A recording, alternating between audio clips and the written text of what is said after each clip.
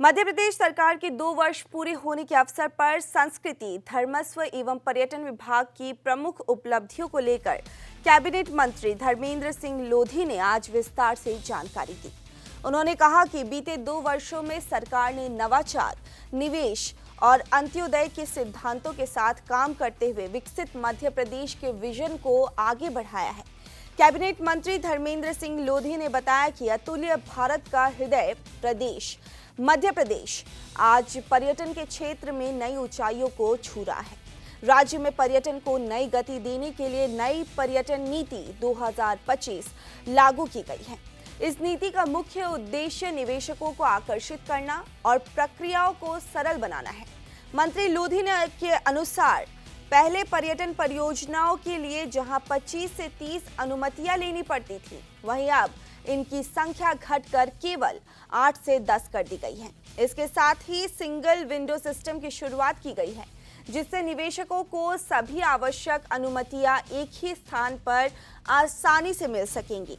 उन्होंने कहा कि यह नीति न केवल पर्यटन क्षेत्र में निवेश को बढ़ावा देगी, बल्कि राज्य की अर्थव्यवस्था को मजबूती प्रदान करेगी और बड़े पैमाने पर रोजगार सृजन में भी सहायक साबित होगी। कुल मिलाकर संस्कृति, धर्मस्व और पर्यटन विभाग की यह पहले मध्य प्रदेश को निवेश और पर्यटन के नए केंद्र के रूप में स्थापित करने की दिशा में अहम कदम मानी जा रही है।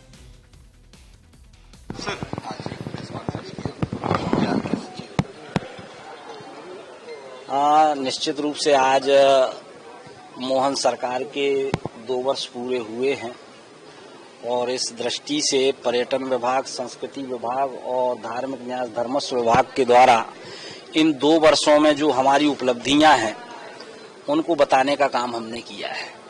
बहुत सारी बातें बताई गई हैं, आप सब लोग थे, अब पूरी बात फिर से दोहराना संभव नहीं है, लेकिन संक्षेप में मैं ये बता देना चाहता हूं कि जिस प्रकार की नीति हमने बनाई है, नई पर्यटन नीति जो हम लेके आए हैं, उसको जिस प्रकार से हमने सरल बनाया है, तो मुझे लगता है नई पर्यटन नीति, नई फिल्म पर्यटन नीति, ये पर्यटन के क्षेत्र में मध्य प्रदेश के पर्यटन को बढ़ाने के लिए मील का पत्थर साबित हो रही हैं।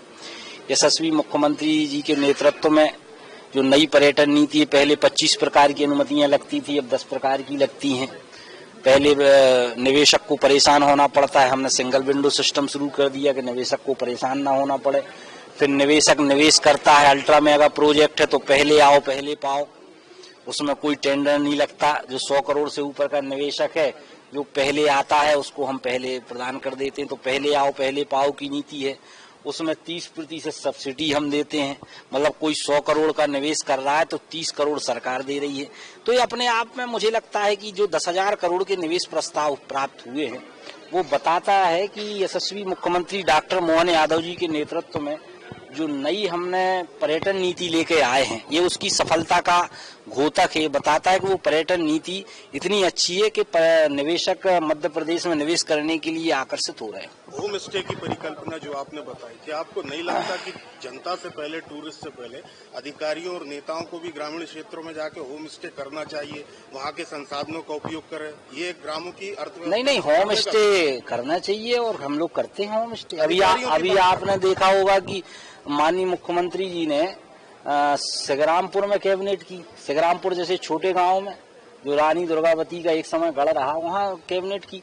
तो हमारी मोहन यादव जी की सरकार तो गांव की ओर जा ही रही है। आपने देखा उतनी बड़ी कैबिनेट इतने छोटे से गांव में हुई, अपने आप में ऐतिहासिक बात है। तो मुझे लगता है कि पर्यटन को बढ़ावा देने के लिए, ग्रामीण पर्यटन को बढ़ावा देने के लिए हम ये जो होम स्टे बना रहे हैं, इसमें हमारी सरकार के लोग भी रुक रहे हैं, हम लोग भी रुक रहे हैं, जाते हैं, लोगों के बीच रहते हैं, तब तो उसका